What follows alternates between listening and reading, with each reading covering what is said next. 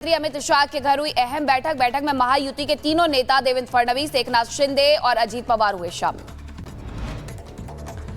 बैठक में महाराष्ट्र के मुख्यमंत्री को लेकर हुई चर्चा। जल्द ही मुख्यमंत्री के नाम का होगा ऐलान। बीजेपी के नेतृत्व वाले महायुति गठबंधन ने विधानसभा चुनावों में 288 सदस्यीय सदन में 230 सीटें जीतकर शानदार जीत दर्ज की है। संभल में शाही जामा मस्जिद के सर्वे के खिलाफ सुप्रीम कोर्ट पहुंची मस्जिद कमेटी। आज सीजेआई की बेंच करेगी सुनवाई। संभल में हुई हिंसा को लेकर पुलिस ने सुरक्षा व्यवस्था को किया चुस्त। आज जुमे की नमाज को लेकर बरती गई खास सुरक्षा। संभल हिंसा में शामिल 3 और आरोपियों को पुलिस ने किया गिरफ्तार। 24 नवंबर को हुई हिंसा में शामिल फैजान, आमिर और मोहम्मद अली को गिरफ्तार किया गया। रायबरेली में टैंकर फटने से लगी आग। एथेनॉल से भरा ट्रक धू कर जला। सीतापुर से प्रयागराज जा रहा था ट्रक।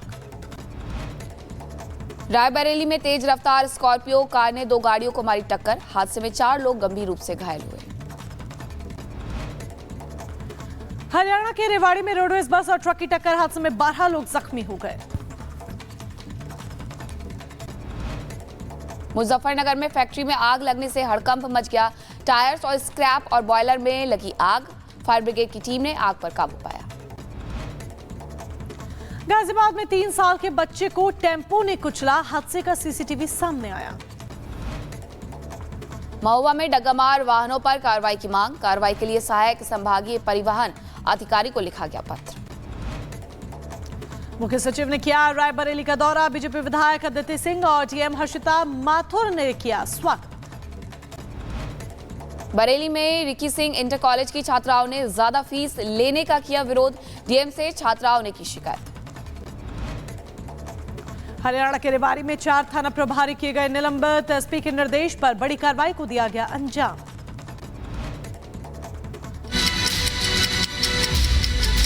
मध्य प्रदेश के खंडवा से जहां मशाल जुलूस निकाला जा रहा था और इस दौरान बड़ा हादसा हो जाता है। इस हादसे में लोग झुलस जाते हैं।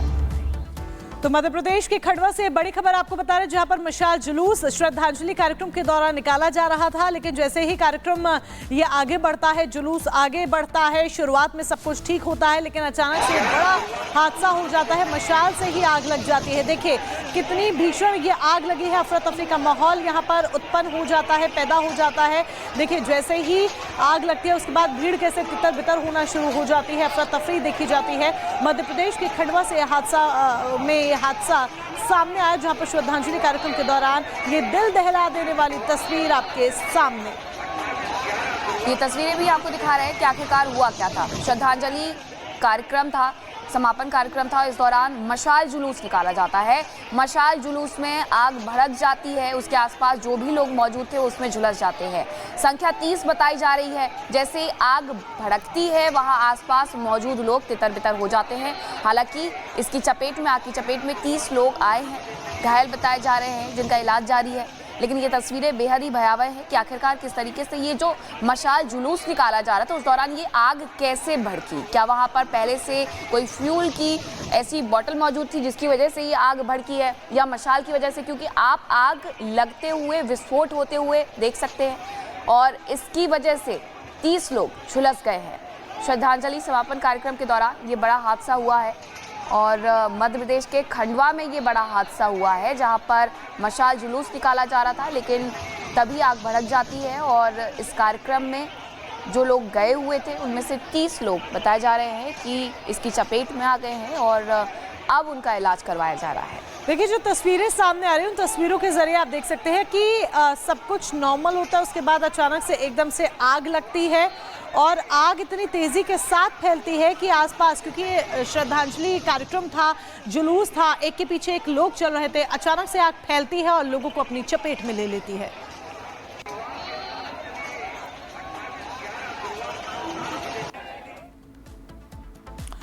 और चलिए अब आगे बढ़ते हैं, बात संभल की करेंगे, क्योंकि संभल का मुद्दा जो कि अस्थिर स्थिति में है, क्योंकि संभल अभी तक संभला नहीं है, ये लगातार सुर्खियों में बना हुआ है और अब ये सुप्रीम कोर्ट तक पहुंच गया है। मीनाक्षी, बिल्कुल, निचली अदालत से जो मुकदमा शुरू हुआ था वो सुप्रीम कोर्ट तक पहुंच गया है। सीजेआई की बेंच आज खुद इस मामले पर सुनवाई करने वाली है। देखिए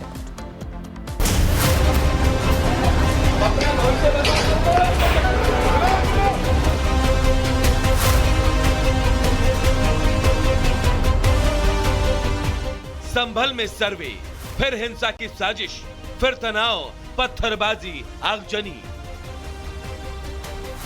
देखते ही देखते एक ही दिन में हालात पूरी तरह से पलट गए।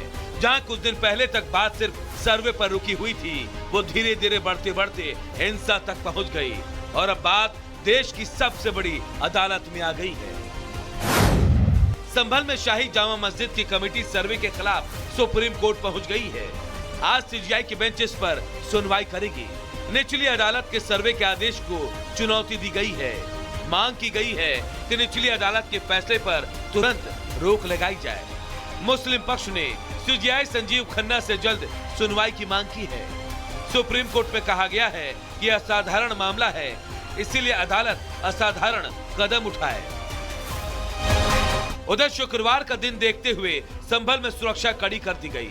खासकर अब बात देश की सबसे बड़ी अदालत तक पहुंच गई है, जिसके बाद यहां माहौल शांत रखने के लिए खास कदम उठाए जा रहे हैं। जहां एक और पुलिस ने देर रात फ्लैग मार्च निकाला, वहीं दिन में ड्रोन से पूरे इलाके पर कड़ी निगरानी रखी जा रही है। उधर पुलिस ने पूरे मामले में 3 और लोगों को गिरफ्तार किया है।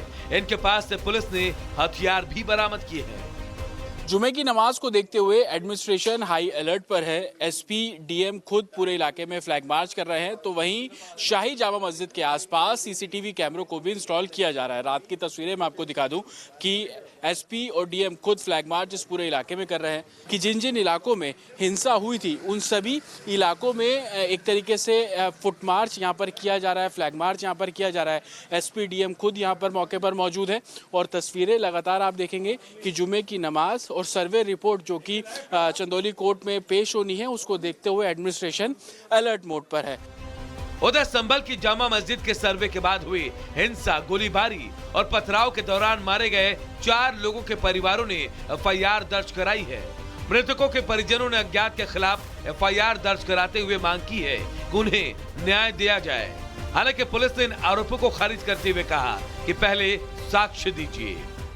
कोई आरोप लगा रहे हैं, आरोप तो सिर्फ एक नहीं 10 लगाए जा रहे हैं। मैं कह रहा हूँ 10 नहीं, आप 100 आरोप लगा लीजिए, साक्ष्य तो दीजिए। हम जो भी बात बोल रहे हैं हम साक्ष्यों के आधार पर बोल रहे हैं और हर एक चीज प्रामाणिक तौर पे बोल रहे हैं। मैं कहता हूं हर एक चीज को सुनने को तैयार है। किसने गोली चलाई उसके बारे में साक्ष्य देंगे। मैं पुलिस को भी इससे बरी नहीं कर रहा हूं। मैं कह रहा हूं आप साक्ष्य दीजिए, हम उसके बारे में भी जो समुचित कार्रवाई है बिल्कुल करेंगे। संभल का मामला सबसे बड़ी अदालत के पास जाने के बाद अब सभी को कोर्ट के रुख का इंतजार करना है। देखना होगा कि क्या जिला अदालत का फैसला सुप्रीम कोर्ट में बना रहेगा या फिर खारिज कर दिया जाएगा। Bureau report, Republic Bharat. तो निचली अदालत से जो मामला शुरू हुआ था वो सुप्रीम अदालत तक पहुंच चुका है और आज सुप्रीम कोर्ट में इस मामले पर सुनवाई होने वाली है, जिसकी वजह से संभल और चंदौसी में हाई अलर्ट जारी कर दिया गया है। वहां पर फोर्स की तैनाती बढ़ा दी गई है।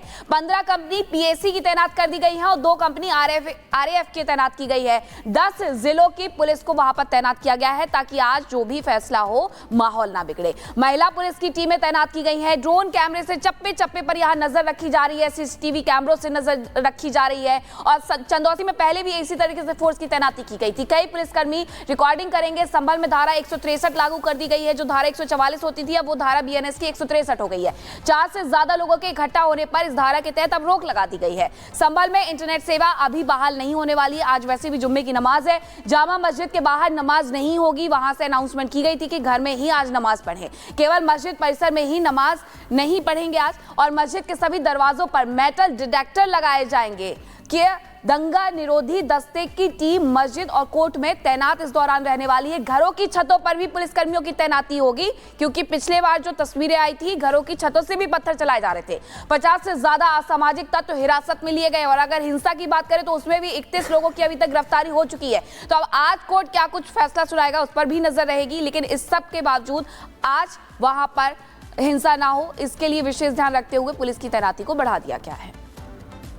तो आज जुमे की नमाज का दिन है और किसी भी तरह की हिंसा ना हो, अराजकता फैलाने की कोशिश ना करें। इसको देखते हुए मीनाक्षी ने आपको बताया कि कैसे पुलिस ने अपनी एक बड़ी तैयारी को अंजाम दे रखा है और तैयारी कर रखी है कि किसी भी तरह से हालात ना बिगड़े। लेकिन जो हिंसा होती है 24 तारीख को, वो हम सभी ने देखी। सबूत भी उससे जुड़े प्रशासन के द्वारा एक एक कर जारी किए जा रहे हैं, जो कई तरफ इशारा करते हैं कि सब कुछ सुनियोजित तरीके से किया गया। लेकिन इन सब के बीच भी कुछ राजनेता ऐसे हैं जो अपनी सियासी रोटियां सीखने से बाज नहीं आ रहे। उनको अगर करना है तो सिर्फ और सिर्फ सियासत, सिर्फ और सिर्फ राजनीति।